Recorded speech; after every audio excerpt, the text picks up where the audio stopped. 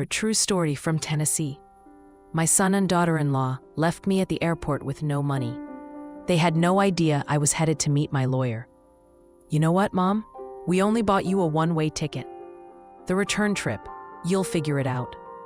That was what my daughter-in-law said as she rolled her designer luggage into the first-class lane.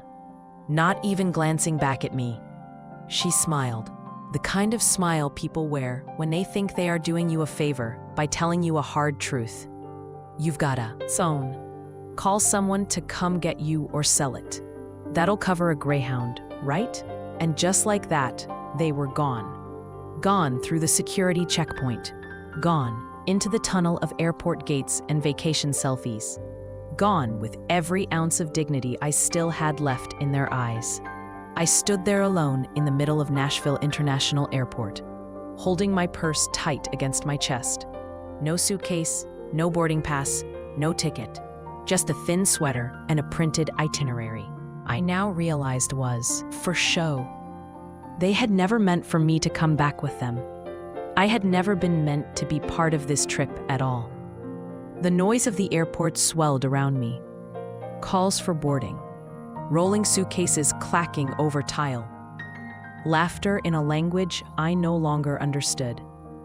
I felt like a statue in a place that never paused. People glanced at me, then looked away quickly. One woman gave me a polite smile that melted into pity the moment her eyes dropped to the empty space where my luggage should have been. I wanted to disappear, and for a moment I did. Just hours earlier, I had woken up believing I was part of something. A family trip, they had called it. A healing getaway after the funeral. My husband, God rest him, had passed just 2 months ago. 42 years married. We buried him on a rainy Monday. They said I should get out of the house, get some air, and stop crying all the time. They said this trip would be good for me. So I went. I sold the last set of pearls he gave me. Used the money to help with the flights. It's a group effort, they told me, smiling. Everyone's pitching in, but I never saw a receipt. I never saw the return booking. And I never questioned it because I was taught to trust family, even when they stopped treating you like one. At check-in, I noticed Tanya's mother had a priority tag on her bag. He had a first-class ticket. So did Tanya and my son Mark. I assumed we'd all be sitting apart for boarding convenience. Tanya said they would come back and check on me after takeoff. But that was before they scanned my ticket and told me it had already been voided. Sorry, ma'am. It shows here that there's no return trip under your name, the attendant said, eyebrows furrowed with that mixture of politeness and dread people use when they do not want to deal with tears. I'd smiled at her. There must be some mistake. But when I turned around, they were already walking away. I followed them to the security line, still holding my little folder of travel documents. And that was when Tanya turned, sighed, and said the words that I now stood there long after they disappeared through security. Too stunned to move, too proud to sit. I didn't cry. Not yet. I just breathed one shallow breath at a time. The last time I felt that kind of abandonment, I was 9 years old, waiting on a father who never came back from a short trip to the next town. And here I was again, full circle. Only this time, I had raised the person who left me. People kept moving around me. The world didn't stop because I did. A man with a baby stroller passed by. A woman hurting dead. Teenagers in matching dance uniforms shouted over the den. Somewhere, a flight to Orlando was beginning final boarding. The sun was hitting the glass walls just right, and it hurt my eyes. I looked down at my phone, not because I expected a message from Mark. He wouldn't dare, but to check that it was still in my hand. It was the only thing I had left that said I existed, that I mattered. I thought about calling someone. But who? My sister passed years ago. My friends had their own grown children, their own pains. I wasn't about to call anyone and admit that I had been left behind at an airport by my own family. No, I would not hand them my humiliation. Instead, I took a deep breath, walked over to the nearest bench, and sat down with my back straight and my chin high. I might not have had a ticket home, but I had something else. Tucked in my bra right next to my heart was a small envelope. Inside was the business card of a lawyer, my husband's old friend.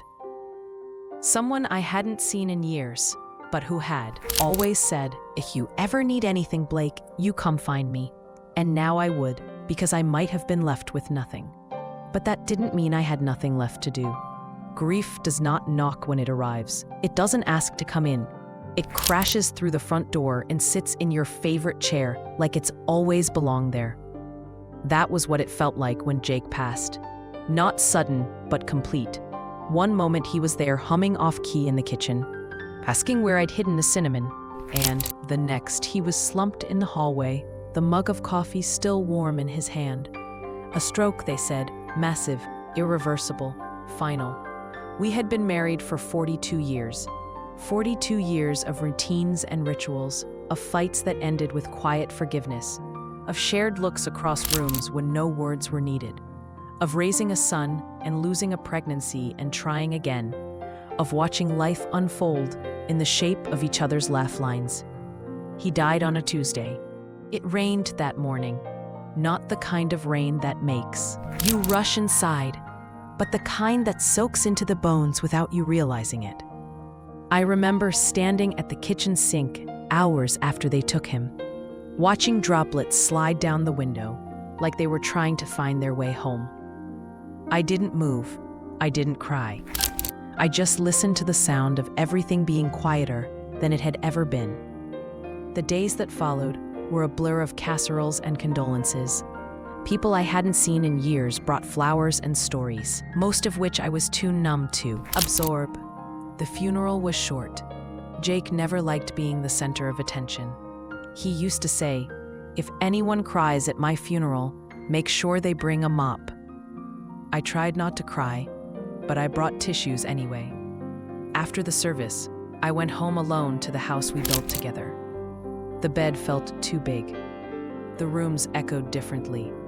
His slippers were still under the nightstand. His toothbrush sat beside mine, like nothing had changed. As if grief wasn't a thief, but just a shadow, polite enough to knock before stealing. Everything that mattered. The weeks crawled by. Some days I didn't leave the house. I'd sit in the chair he loved most and try to remember the exact way he laughed when something was really funny. That belly-deep chuckle that made his shoulders bounce. I try to remember how he looked at me when I came into a room. I tried to remember who I was before I became the widow. And then, one morning, Mark came by. He hugged me light and distracted and said, "Mom, I was talking to Tanya, and we think it'd be good for you to get away for a bit." "Away?" I repeated. "Yeah, just a short trip," he said. "To clear your head. We're thinking of taking the kids down to Florida for spring break. You should come. It could be nice." Tanya nodded beside him, all practiced sympathy. Just to breathe a little. Change of scenery. "Don't you think Jake would want that for you?" It felt like someone opened a window. I hadn't been out of Tennessee in over 5 years. The thought of sand between my toes, of sun on my shoulders, of not waking up to silence. It stirred something I thought was long gone. "Are you sure?" I asked. "Of course," Tanya smiled. "Your family? Family?" I clung to that word like a life raft. Later that week, I opened my jewelry box, the one I hadn't touched since the funeral. Nestled in the corner was the gold wedding band Jake had given me on our 10th anniversary. It wasn't expensive, but it was real gold. He'd saved for months and surprised me on a Tuesday morning, sliding it onto my finger with a whisper. 10 more years, then 10 more after that. I wore it every day until the day he died. Now I held it in my hand, felt its weight, its warmth, and then I let it go. I walked to the small pawn shop down the street and sold it. The man behind the counter looked surprised. "You sure, ma'am?" "I'm sure," I said, even as my throat tightened. I used the money to pitch in for the trip. When Tanya had mentioned everyone contributing, I assumed that included me, so I offered without being asked. It felt good to still be needed, to be included, to be more than just a photo in a frame. That night, I cried alone in my room, not just for Jake, but because for the first time in weeks, I felt something close to hope. I packed my bag carefully. I placed a small framed photo of Jake in the pocket of my carry-on. I chose my softest sweater, the one he always said made me look classy as hell. I folded a beach towel I hadn't used in years, meaning to read for months, into the front pocket. And before I zipped it all shut, I placed a folded tissue in the top flat, just in case. I didn't know that by the time I reached the airport, all of it, the bag, the towel, the hope, would be gone. That the woman I had been while packing would not be the same woman left standing alone at gate B22. That I had not been invited out of love or grief, or even pity. I had been included for convenience, for what I could give, not who I was. I see that now, but back then, in those days between the funeral and the flight, I believed in the story they told me. That I was still part of the family, that I was still wanted. I was wrong. There is a particular kind of silence that falls when you realize you are not part of the plan. Not forgotten because forgetting implies accident. No, this is different. This is the realization that someone looked at you, considered you, and still decided you were disposable. It happened at the airline counter. "Ma'am, I'm sorry," the agent said politely, tapping at her keyboard. "There's no return flight booked under your name." I blinked. "I'm with my son's family, Monroe. The reservation should be under Monroe." She checked again, this time with a deeper frown. "I do see a Monroe group, but the return tickets are only for 6 passengers. You're not listed." She looked up at me with that rehearsed empathy they must practice in training, the kind that says, "I'm so sorry your life just cracked open, but I still have a line behind you." I felt my breath catch in my throat. There has to be a mistake. "We can check if there's a return flight available," she offered. "But it would need to be purchased separately." I didn't respond. I turned slowly, scanning the bustling terminal, and spotted Mark and Tanya near a coffee stand, laughing about something on her phone.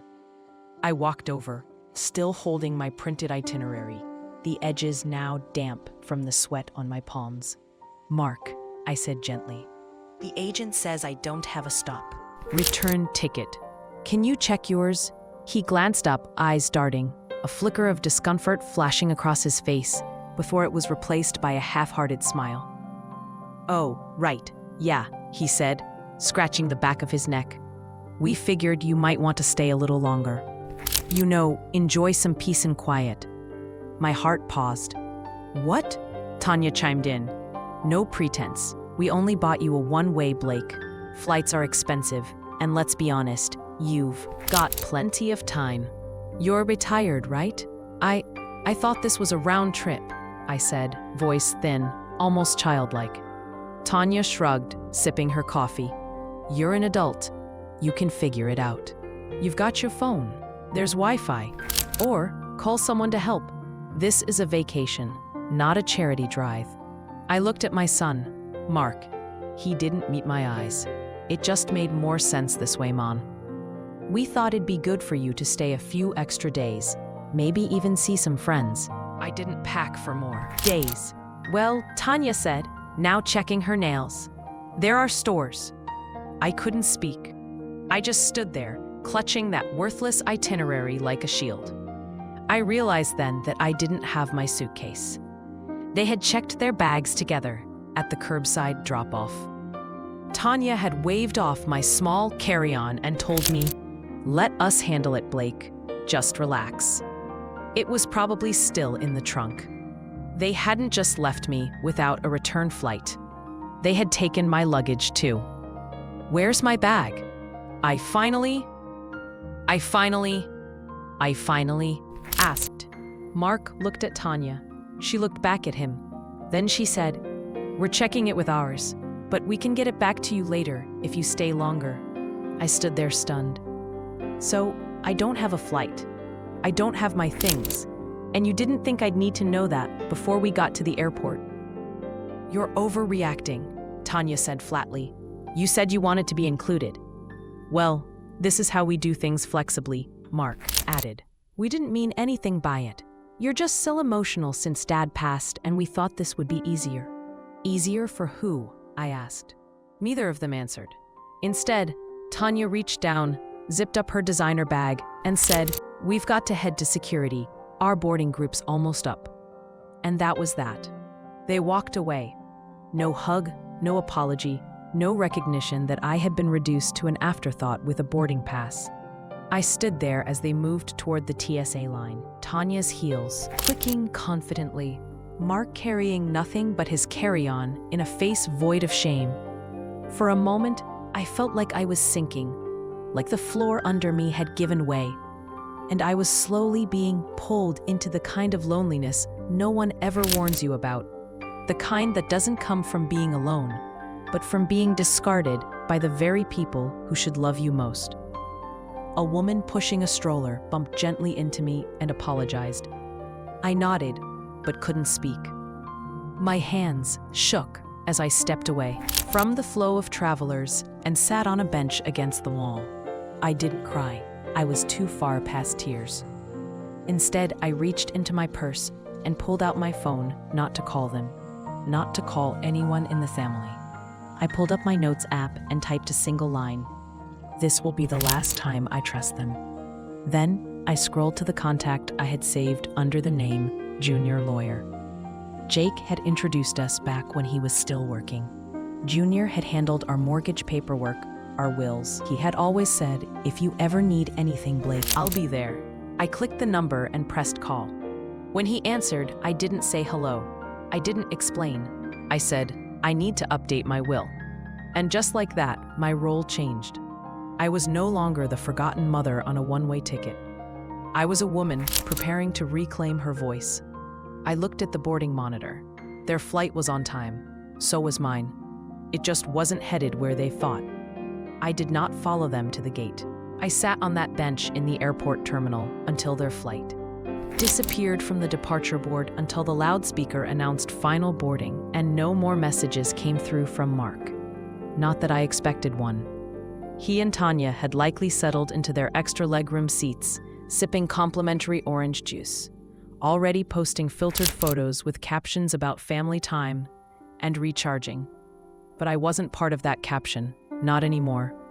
I reached into the side pocket of my purse, past the folded tissues, the peppermints, and the hand cream. My fingers found the envelope before I even looked. The one I'd kept tucked away for 6 years. It was something Jake and I called our break glass in case of fire fund. We started it after his heart scare. Just a few hundred at first. Then we added to it quietly as we got older. A 50 here, a 20 there. Sometimes 100 slipped in after a tax return. It was never meant for groceries or birthday gifts. It was meant for the day one of us had no one else to rely on and needed to move fast. I unfolded the envelope.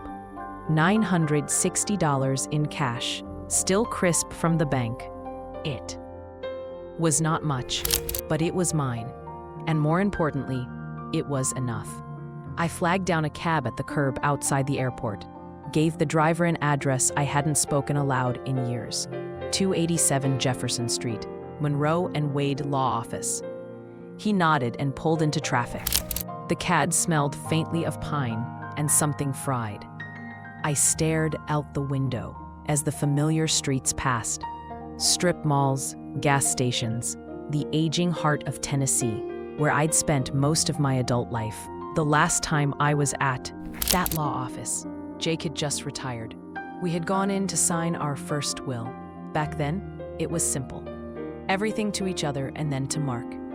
We had been so sure of our legacy, so sure of our son. Now I wasn't sure of anything, except that the name on that paper no longer deserved what it promised. Junior was still there, older now, a little slower to stand, but his handshake still firm. "Blake," he said, eyes widening with surprise. "I haven't seen you in years." I was sorry to hear about Jake. Thank you, I said, sitting carefully. I'm here because I need to change my will. He raised an eyebrow. All right, anything specific? I nodded. I want to remove my son and daughter-in-law from every part of it. He paused. You're sure? I'm sure. He didn't ask why. Junior had known Jake well enough to know I didn't do anything lightly. He just opened a folder, clicked his pen, and waited. I'd like to add a new beneficiary, I continued. An organization. One that supports elderly people who've been mistreated by their families. He looked up. That's very specific. I've become very specific. He nodded again. We can absolutely do that. I'll need some paperwork from the organization. I already have it. I slid a printed pamphlet from my bag, one I had picked up months ago at the community center, never thinking I'd use it for myself. As he copied the contact details, I leaned forward. And while we're at it, I want to make sure that what happened to me, being left behind, taken advantage of, is something I can legally respond to, not just emotionally. You mean financial exploitation? He asked. Yes. Elder abuse, I said clearly. Is there anything in the law that protects people like me? There is, he said, more serious now. Especially if the person being taken advantage of is a dependent or vulnerable adult. Did they access your funds directly? No, I gave it freely, I said, voice steady, but under false pretenses. They led me to believe I was part of something I wasn't. He nodded slowly. We can explore that. At the very least, I can help ensure they never touch another cent of what's yours. Good, I said, because I want this change notarized, effective immediately, and I want it sent to a third-party executive. I don't want anyone in my family touching my affairs ever again. You got it? He started typing. For the next hour, we went line by line through the old will, name by name, number by number. Every assumption Jake and I had built, now dismantled. Not out of spite, but out of clarity. By the time I left, I had a new folder in hand, a new plan, a new understanding of who I could count on. I walked out into the sunlight and didn't feel weak. I felt clean. I flagged another cab and gave them the name of a modest downtown motel. Not where I would stay forever, just for the night. Enough time to rest, enough time to think, enough time to remind myself that a woman with no return ticket is not a woman who's lost. She's a woman who has finally chosen her own direction. By the time morning light poured through the thin curtains of my motel window, the paperwork was done. It was official. My son and daughter-in-law were no longer part of my will. Their names, once written in confident ink on the lines labeled primary beneficiaries, were now erased, replaced not with anger, not with vengeance, but with something far more powerful: intention. I didn't do it in a fit of rage. I did it slowly, deliberately, carefully, because some choices aren't made in a storm. They're made in stillness, after you finally stopped pretending the rain will pass. The night before, after leaving JR's office, I sat on the motel bed with the documents spread out before me. Pages and pages of numbers, clauses, signatures. My life reduced to columns and categories, but also, for the first time in years, my life under my control again. It wasn't a large estate, nothing worthy of headlines, but it was enough. The house Jake and I paid off after 30 years. The farmland my father left me, that we'd leased quietly for cattle grazing. A handful of investment accounts we had tended like a backyard garden, and the savings I had kept separate. Money he insisted I maintain just in case. Well, the case had come, and now it would serve a purpose. I left it all to an organization called Elder Haven, a nonprofit focused on supporting older adults abandoned or financially exploited by their families, housing assistance, legal protection, community programs. They helped women like me, and I knew I wasn't alone. I included a personal letter in the bequest, addressed to no one in particular, but written to every woman who might one day sit where I sat.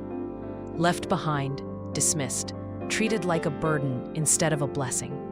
If you are reading this, I wrote, you are not invisible, you are not crazy, and you are not done yet. That morning, before checking out of the motel, I called JR one last time. I want a digital copy, I said, scanned and password protected, sent only to the email I'll give you now. Do not share it with anyone else, not even if they come asking. He didn't question me. Understood. Also, I added, I want the originals stored at your office, locked, fireproof, with only you and the executive you named having access. You got it, Blake. And if anyone from my family contacts you, he didn't even pause. I'll remind them they were removed by your own hand. I exhaled. It was done. The chain had been cut. Not in fury, but in quiet freedom. It's a strange thing, erasing someone you brought into the world from the future. You once dreamed for them. But the truth is, they were never meant to inherit what they tried to buy with disrespect. Inheritance isn't just about money. It's about trust. And trust, once broken, like mine had been, cannot be rebuilt with phone calls or flowers. It must be earned. And they had not even tried. Later that afternoon, I mailed copies of my documents, not to my family, but to a safety deposit box I opened in my own name. I listed myself as the sole key holder. I changed the passwords to my accounts. I updated every emergency contact form that still listed Mark. And when the bank teller asked, "Would you like to add a family member for access?" I smiled. "No," I said. "Just me, just me." Those two words had once sounded lonely, but now they sounded like survival, like strength, like starting over. Not as someone's mother, someone's widow, someone's background presence, but as a woman reclaiming the story she still had the right to write. As I walked back to the motel to grab my bag, I passed a small park where children were climbing on jungle gyms, shrieking with joy. I sat on a bench for a moment, let the sun hit my face, and remembered something Jake used to say. Everything you plant won't grow, but what does, that's yours. That's your legacy. I had planted enough. Now it was time to grow something new.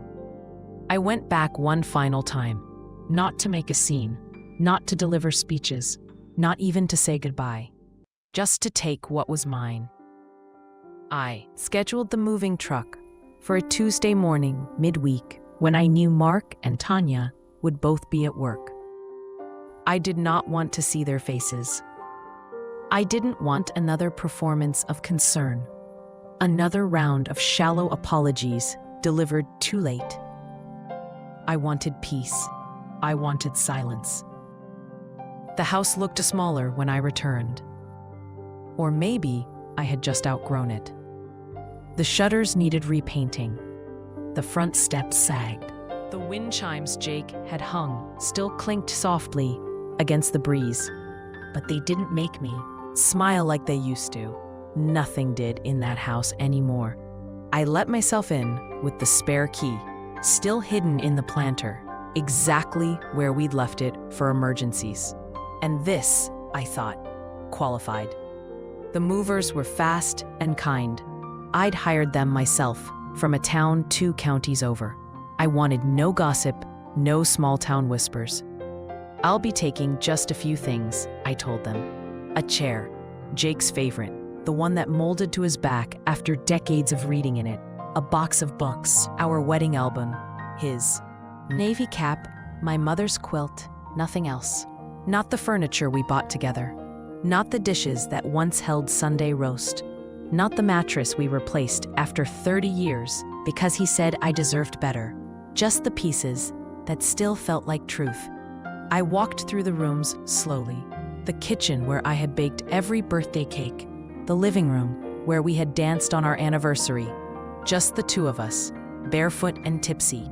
The hallway where Jake had fallen that day, coffee still steaming in his hand. I didn't cry. I had cried enough. I left the keys in a sealed envelope on the kitchen counter along with a short note. Don't call, don't ask. I am exactly where I want to be. And then I left. The ride to the new place took under 2 hours, but it felt like crossing into another life. The sign out front read Willow Grove, independent living for seniors with dignity. I had toured it once before quietly with Jake. He wanted to make sure we had options, though I told him I'd never leave our home. Maybe one day, he said, grinning, if they have good pudding. Willow Grove had more than pudding. It had sunlight that poured through wide windows, hallways that smelled like lemon and not antiseptic, soft jazz playing in the common room, and people who looked up when you walked in, not through you, but at you. Welcome, Mrs. Monroe, the woman at the desk said, smiling. We've been expecting you. It was the first time in months I'd heard someone say my name, like it mattered.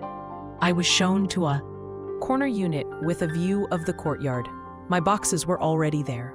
My chair had been placed near the window. On the table was a welcome basket with jam, crackers, and a note handwritten by the director. Thank you for helping us make this place possible. Now it's yours too. Because what they didn't know, what Mark and Tanya would never know, was that Willow Grove had been funded in part by the very donation I made through Elder Haven. My estate was not just a transfer of assets, it was a quiet revolution. I had built myself a place in the world where I would never again be forgotten, where I was not a burden, not a relic, just Blake. In the days that followed, I settled in. I joined the afternoon book circle. I met a retired teacher named Helen, who made me laugh so hard I spilled coffee down my blouse. I started attending a watercolor class on Thursdays.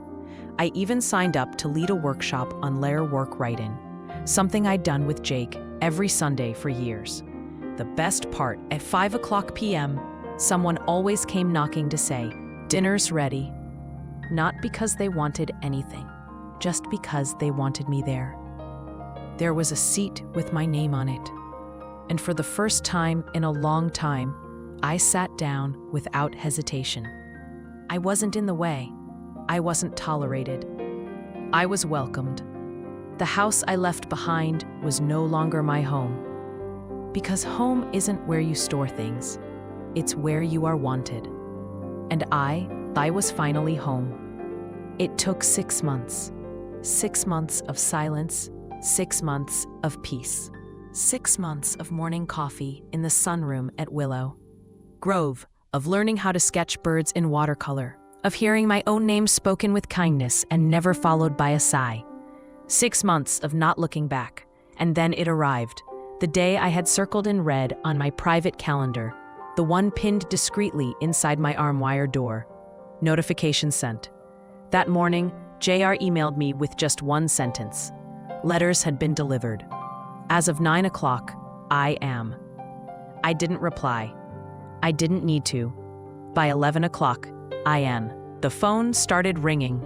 Mark, 16 calls in one day. Watched them come in one by one.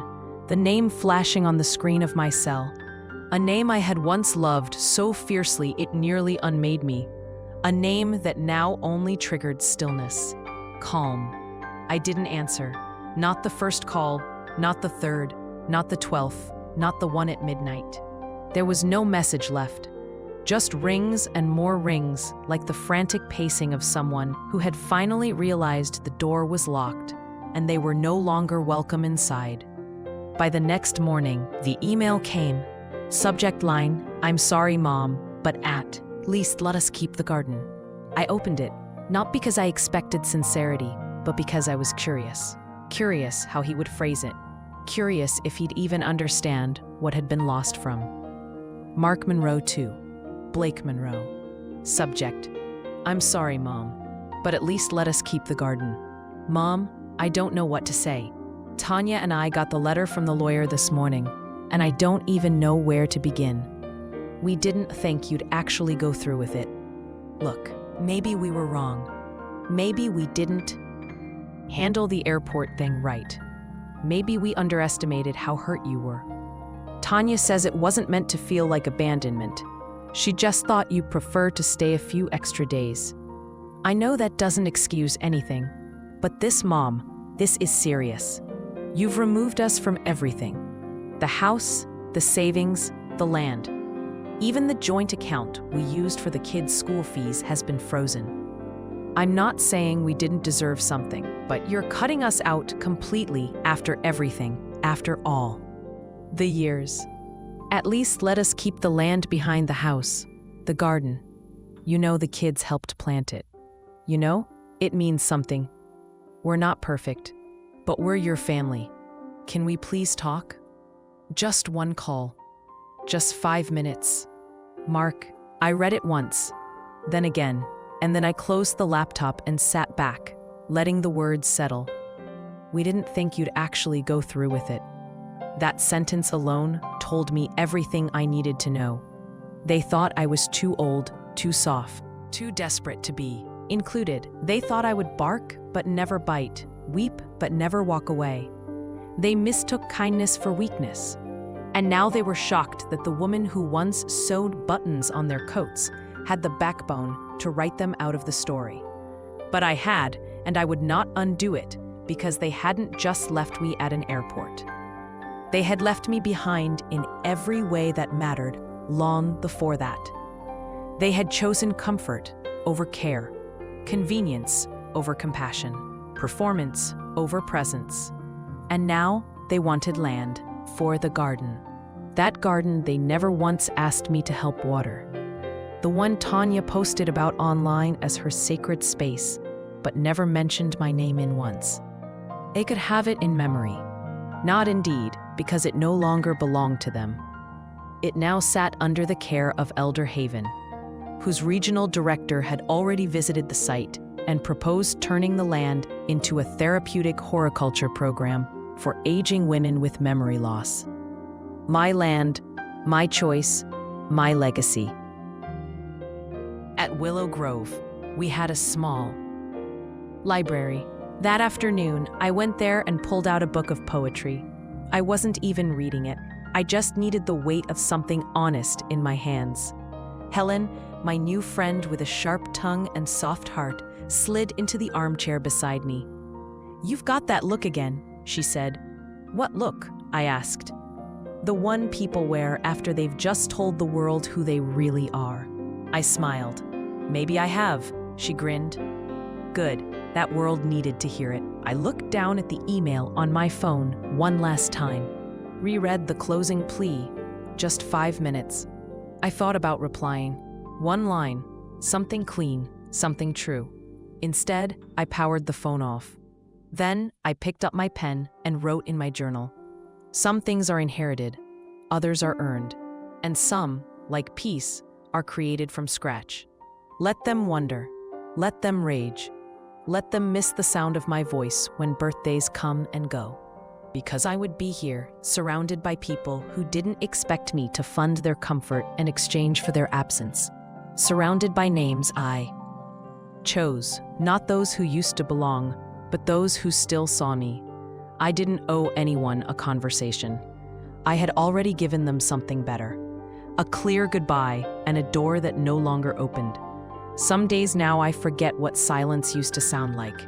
The sharp kind, the empty kind, the kind that sat with me in the house after Jake passed, after the casserole dishes stopped coming, after my own son stopped asking how I was holding up. The silence at Willow Grove is different. Here it hums gently. It waits for you. It does not shame you for resting or for remembering. I spend my mornings with the book club, 6 women and 1 soft-spoken man who brings crossword puzzles to share. We argue over plot twists, laugh too loud at scenes no one else would find funny, and drink tea with names none of us can pronounce. We belong to one another in the simplest way, by showing up. In the afternoons, I take gentle yoga in the courtyard. My balance is not what it used to be, but no one minds. The instructor always tells me, "You're stronger than you, Hank." And for the first time in my life, I believe it. I've taken up painting again. Something I gave up decades ago when life got busy.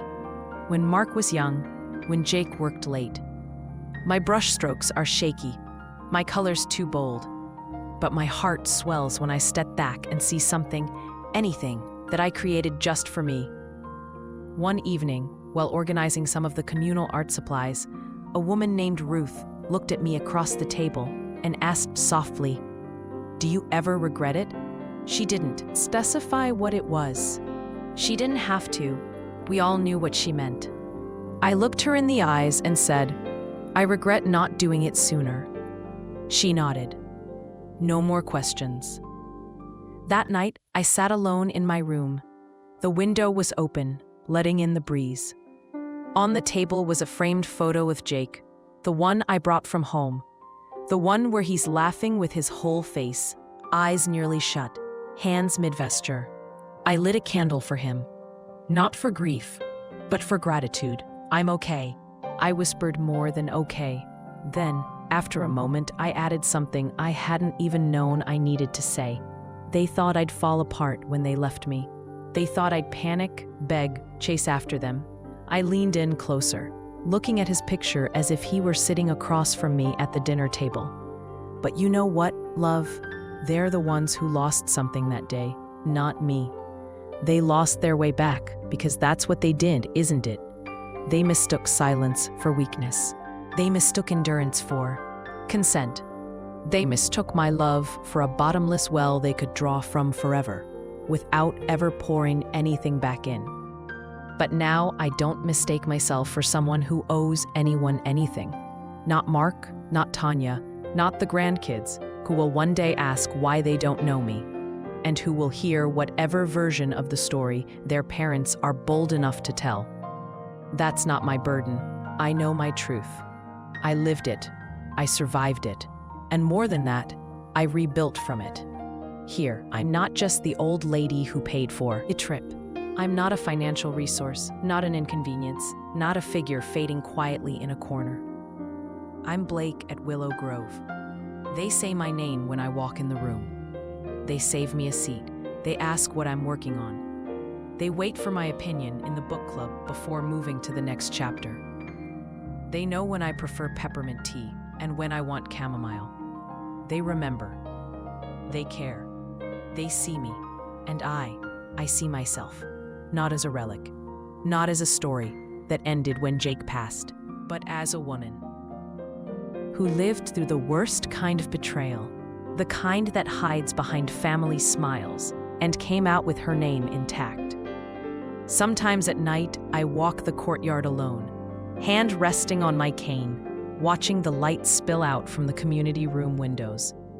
I think about the word legacy, how everyone wants to leave something behind, but maybe the most radical legacy isn't money, it's memory. It's the right to write the ending of your own story, even if you have to rip up the old script and start fresh. I did that. I chose new names to include, new traditions to build, new family to love, not bound by blood, but by presence, by choice. And that, in the end, is what real family is. Chosen, cherished, kept. And when I blow out the candle each night, I smile because I don't owe gratitude to anyone who made me small. I owe it to myself for standing up, for walking away, for lighting the match and watching the lies go up in smoke. I chose myself. I chose peace, and I chose a new family, one that would never leave me at the gate. If this story made your heart ache, then made it rise again. If you've ever given everything to a family that only remembered you when they needed more. If you've ever been left behind and had to choose yourself just to keep going, then you're not alone. This is Grandma True Stories, where we don't whisper the past, we speak it with clarity, where forgotten women remember themselves, where quiet pain becomes power. So if you believe that dignity doesn't expire with age, if you believe that being kind doesn't mean being weak, and if you believe that the truth still matters, even if it takes a lifetime to say, subscribe to Grandma True Stories today. Because when a grandma finally tells her story, the world listens.